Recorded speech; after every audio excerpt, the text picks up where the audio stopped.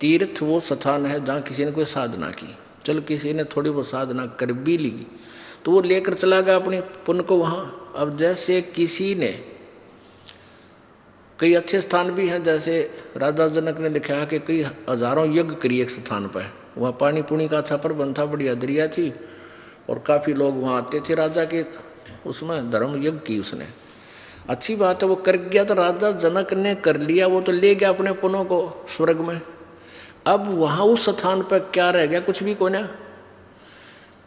जैसे किसी ने एक अपने साथ वाले मकान तय एक हमाम दस्ता मांग लिया और उसने क्या किया कि उसमें कुछ अपनी सुगंधित सामग्री कूटी और सामग्री को कूट के उस पोंछ के धो के वो हमाम दस्ता उनका वापस सौंप दिया। अब उस हमाम दस्ते में वो सामग्री सारी निकालने के बाद भी महक रहेगी, वो महक उस कमरे में आ रही है जहाँ वो हमाम दस्ता रखा था। तो उस परिवार वाले उसमें जाते हैं, कहते हैं मैं किस चीज़ की आती है, तो उन्होंने देखा हमाम दस्ते में से आ रही है और उनको पता था कि कोई पड़ोसी ले गया था, उसने कोई अपनी सुगंधित सामग्री इसमें कुट्टी छेती है। कुछ दिनों हुआ बिना रही महक भी खत्म होगी उसकी। अब जैसे उस वास्तविक वस्तु का लाभ उठाने के लिए उस पड़ोसी की तरह सामग्री लाओ और कुटो और फिर पूरा लाभ उठाओ, ये वो तीर्थ तो हमाम दस्ता खाली, वहाँ ऋषि था वो अपने कूट के बना के भक्ति जो चला गया उस हमाम दस्ता में के सूंघण जावांगे क्या लेंगे। वैसी ही क्रिया आप यहाँ बरवाड़ा कर लो, ये तीर्थ हमारे लिए, ये साधना हम कर रहे हैं, हमारा ये तीर्थ है। अब देखिएगा श्रीमद् देवी भागवत में बिल्कुल क्लियर कर दिया। अब देखिएगा श्रीमद् देवी भागवत गीता प्रेस गोरखपुर से प्रकाशित है। ये वही है, संपादक हनुमान प्रसाद पोदार, चिमनलाल गोस्वामी। अब बार बार यूँ दिखाना पड़ा कि देखो न सोचे ये नकली छाप रहे हो अपनी, पेटा ना पर विश्वास ना हो बच्चे गए।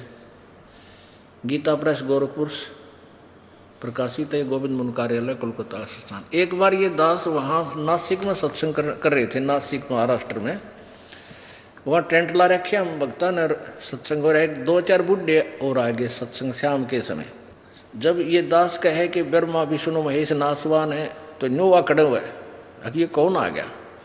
और फिर दास ये दिखा दे, पहले ये दास ऐसे कर रहा था, नो ऊपर से दिखा दूँ था, नो देखो देवी, पहले ऐसे था हमारे पास, ये सिस्टम ऊपर वाला नहीं था, प्रोजेक्टर पर आता था कि देखिए ये ऊपर से दिखा के गीता प्रेस गोरखपुर ये नो का नो, और फिर अंदर चला जाता था जहाँ हमने प्रकरण दिखाना है। तो बूढ़े नो कहें आपस में ये षड्यंत्रकारी है, ऊपर जल्द जल्द अपनी बना रहा है, दिखा अंदर तना दिखाता।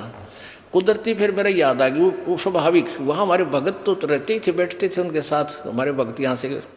तो फिर जब मैंने ये अंदर से भी दिखाया ना, ये हनुमान प्रसाद पोदार चिमनलाल गोस्वामी, बूढ़े न्यों करे, मैं तो वही है जो हम क्या करते हैं डेली, वही है अपनी में देखांगे जाकर। यानी फिर भी पेटा ना बरा कि हम अपने वाले पृष्ठ नोट करें, सकंद नोट करें। अगले दिन वो सारे न्यों के न्यों पाए, बूढ़े ढीले हो गए। फिर अब देखिएगा आपको दिखाते हैं,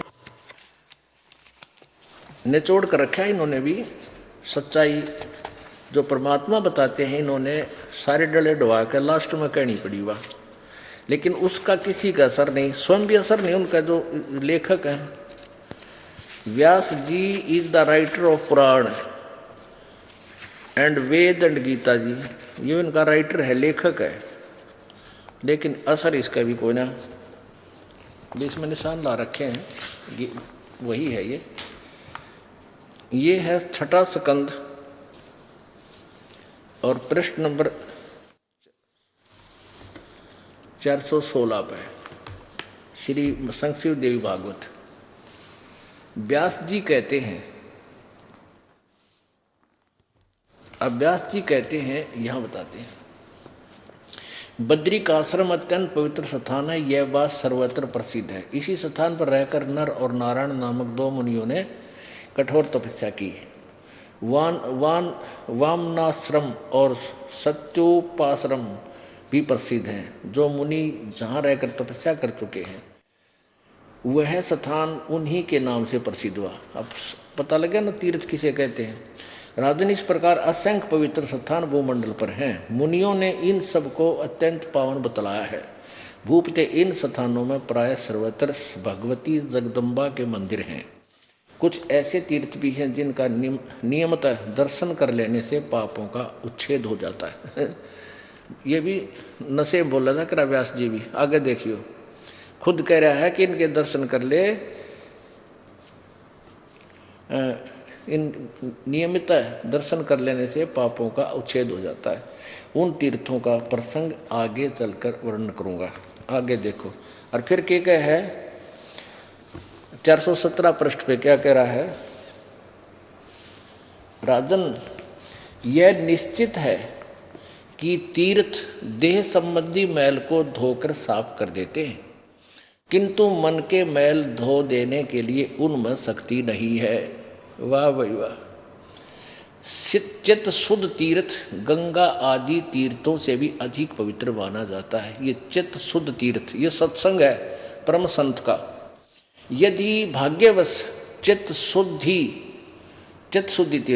शुद्धि तीर्थ सुलभ हो जाए तो मानसिक मल के धुल जाने में कोई संदेह नहीं। परंतु राजन, इस चित्त शुद्धि तीर्थ को प्राप्त करने के लिए ज्ञानी पुरुषों के सत्संग की विशेष आवश्यकता है।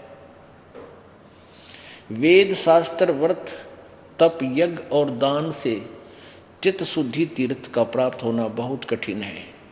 वशिष्ठ जी ब्रह्मा के पुत्र थे। उन्होंने वेद और विद्या का सम्यक प्रकार से अध्ययन किया था।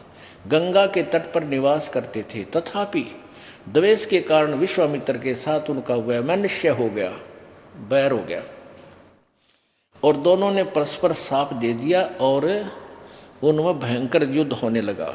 राजन, व्यास जी कहते हैं, व्यास जी बता रहे हैं, राजन, इस प्रकार वशिष्ठ और विश्वामित्र का परस्पर युद्ध छिड़ गया था, जिससे उन दोनों को ही महान कष्ट भोगना पड़ा। नरेंद्र, दानव मानव एवं देव योनि से संबंध रखने वाले कौन ऐसा व्यक्ति जगत में है, रखने वाला देव योनि से संबंध रखने वाला ऐसा व्यक्ति कौन जगत में है जो अहंकार पर विजय प्राप्त करके निरंतर सुख से समय व्यतीत करता है। इससे सिद्ध हो रहा है कि श्रेष्ठ पुरुषों के लिए भी चित्त का शुद्ध होना बड़ा कठिन है। अतः सम्यक प्रकार से चित्त को शुद्ध कर लेना ही परम आवश्यक है। अन्यथा तीर्थ, सत्य, दान तथा धर्म के जितने साधन वे सब के सब कोई विशेष प्रयोजन सिद्ध नहीं कर सकते। अब कितना क्लियर हो गया।